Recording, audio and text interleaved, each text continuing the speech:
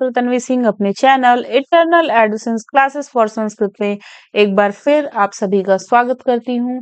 मित्रों, आज की क्लास में हम लेकर आए हैं बाणभट्ट के जीवन परिचय से संबंधित बहुत ही महत्वपूर्ण तथ्य।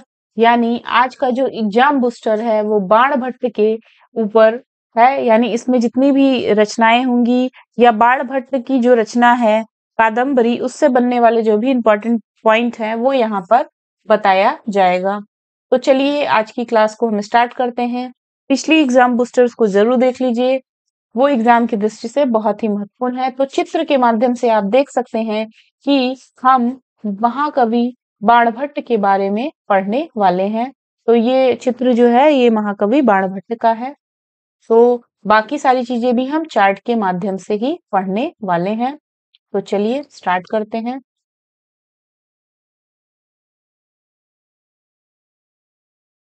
तो देखिए यहाँ पे सबसे इम्पोर्टेंट चीज जो आपको जाननी है, महाकवि बाणभट्ट ने हर्षचरित के प्रथम दो उच्छ्वास और कादम्बरी के प्रारंभ में अपनी आत्मकथा और वंश परिचय आदि प्रामाणिक जीवन वृत्त दिया है। अब हम देखेंगे बाण का वंश वृक्ष। तो अगर आपसे पूछे कि बाण ने कहाँ पर अपना वंश परिचय और प्रामाणिक जीवन वृत्त दिया है, तो उन्होंने हर्षचरितम का जो प्रथम दो उच्छ्वास है और कादम्बरी का जो प्रारंभ है वहां पर अपनी आत्मकथा और वंश परिचय आदि प्रामाणिक जीवन वृत्त दिया है।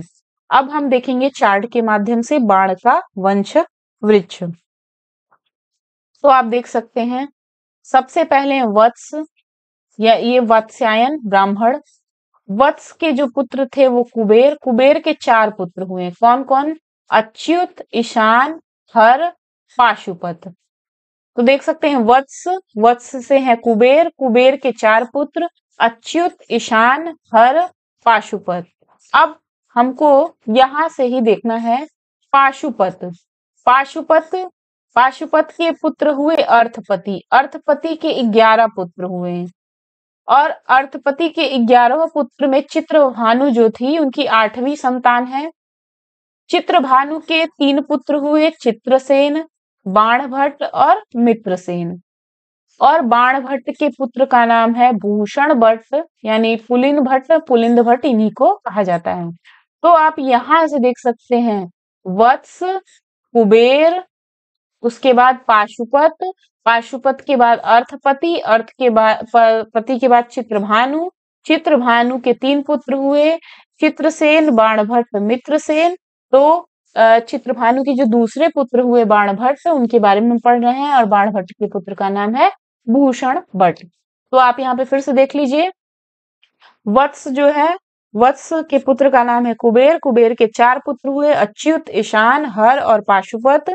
उसमें जो चौथे पुत्र हैं पाशुपत, उनके पुत्र का नाम है अर्थपति। अर्थपति के 11 पुत्र हुए, उसके उनके जो 8वें पुत्र थे चित्रभानु। चित्रभानु वही जो है बाणभट्ट के पिताजी का नाम है। और चित्रभानु के 3 पुत्र हैं, चित्रसेन, मित्रसेन, बाणभट्ट, यानी बाणभट्ट के भाइयों का नाम चित्रसेन और मित्रसेन। और बाणभट्ट के पुत्र का नाम है भूषण भट्ट। आशा करती हूँ कि ये पूरा चार्ट आपको याद ही हो गया होगा। निवास स्थान इनका शोण, यानी शोण नदी के पास प्रीतिकूट नामक ग्राम इनका निवास स्थान है। वर्तमान में शाहाबाद, आरा, बिहार इनका निवास स्थान है। माता का नाम था राजदेवी, पिता का नाम चित्रभानु, पितामह का नाम अर्थपति। तो वहां पे हम लोग चार्ट में याद कर लिए हैं। फिर है गुरु, भरवु या भर्तसु, ये इतनी चीजें पूछ देती हैं। माता का नाम राजदेवी, पिता का नाम चित्रभानु, पितामह का नाम अर्थपति, गुरु है भरवु या भर्तसु। फिर पत्नी, पत्नी का नाम क्या है इनके? पत्नी का नाम है कवि मयूर भट्ट की बहन है पत्नी। पुत्र है भूषण भट्ट, इनको पुलिन या पुलिंद भट्ट भी कहा जाता है। बहन है मालती। उपासक है ये शिव यानी शैव। राज्याश्रय, इनको सम्राट हर्ष के सभा पंडित थे ये। रीति इनकी है पांचाली। बाणभट्ट का समय देख लेते हैं। बाणभट्ट का समय 7वीं शताब्दी ईस्वी का पूर्वार्ध बाल्यावस्था में ही बाण की मां का स्वर्गवास हो गया था। 14 वर्ष की उम्र में बाण के पिता का देहावसान हो गया था।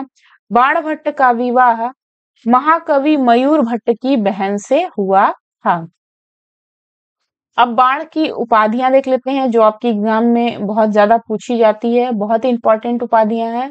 बाणस्तु पंचानना ये श्री चंद्रदेव कहे हैं।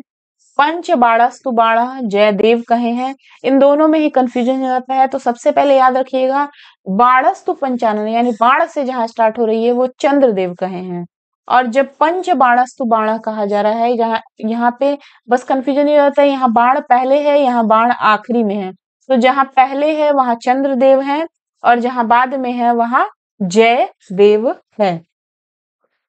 तो बाणस्तु पंचानन श्री चंद्रदेव, पंच बाणस्तु बाण जयदेव, कविता कानन केसरी बहुत इंपॉर्टेंट है, ये भी चंद्रदेव कहे हैं। तुरंग बाण इनको आलोचक ने कहा है। महानयम भुजंग ये भी बहुत इंपॉर्टेंट है, हर्षवर्धन ने कहा है। गद्यम कविनाम निक्षम वदंती ये वामन ने कहा है। बाणोच्छिष्टम जगत सर्वम समालोचक बाणी बाणो बभुव गोवर्धनाचारी। ये जितनी भी उपाधियां हैं ये एग्जाम में आ चुकी हैं और ये बहुत इंपॉर्टेंट है, एक बार फिर से देख लीजिए। बाणस्तु पंचानन श्री चंद्रदेव, पंच बाणस्तु बाण जयदेव, कविता कानन केसरी चंद्रदेव, तुरंग बाण आलोचक, महानयम भुजंग हर्षवर्धन, गद्यम कविनाम निक्षम वदंती वामन, बाणोच्छिष्टम जगत सर्वम समालोचक, बाणी बाणो बभुव गोवर्धनाचार्य। अब हम देखेंगे बाणभट्ट की रचनाएं चार्ट के माध्यम से। तो देखिए सबसे पहली रचना है कादंबरी, ये है कथा, इसके नायक है चंद्रापीड़, नायिका है कादंबरी, रस है श्रृंगार, गुण है प्रसाद, रीति है पांचाली, मंगलाचरण है इसका नमस्कारात्मक और उपजीव्य है गुणाढ़ की बृहत कथा। तो इतनी चीजें आपको याद करनी है, चूंकि कादंबरी आपके कोर्स में है तो कादंबरी पे विशेष जोर दीजिएगा। और यहाँ चार्ट में आप सीधे सीधे याद कर लीजिए, कादंबरी एक कथा है, इसके नायक हैं चंद्रापीड़, नायिका है कादंबरी, रस है श्रृंगार, गुण है प्रसाद, रीति है पांचाली, मंगलाचरण नमस्कारात्मक है, उपजीव्य कथा है ये गुणाढ़ की बृहत कथा। अब दूसरी रचना है हर्षचरितम, ये आख्यायिका है और इसमें 8 उच्छ्वास हैं। फिर है चंडी शतक, ये है मुक्तक, इसमें स्तुति चंडी देवी की स्तुति की गई है। फिर अगला है मुकुट ताड़ितक, ये सब पूछ देता है किसकी रचना है, ये नाटक है बाणभट्ट की। फिर है पार्वती परिणय, ये नाटक है। तो आप देख सकते हैं कादंबरी कथा है, हर्षचरितम आख्यायिका है, चंडी शतक मुक्तक है, मुकुट ताड़ितक नाटक है, पार्वती परिणय नाटक है। तो ये था पूरा बाणभट्ट से बनने वाले जो भी प्रश्न है, ये एग्जाम की दृष्टि से बहुत ही इंपॉर्टेंट है, इसको आप लोग याद कर लीजिए। आशा कर रही हूँ कि इस टाइप की वीडियो में आपको बहुत ही आनंद आ रहा होगा, क्योंकि एकदम शॉर्ट में ज्यादा से ज्यादा मटेरियल है और आप जल्दी जल्दी एग्जाम के लिए यहाँ पे तैयार हो सकते हैं। तो हमने इस एग्जाम बूस्टर में देखा महाकवि बाणभट्ट का जीवन परिचय। मिलते हैं अगले एग्जाम बूस्टर के साथ, तक के लिए नमः संस्कृताय, धन्यवाद। वीडियो कैसा लगा कमेंट बॉक्स में जरूर बताइएगा।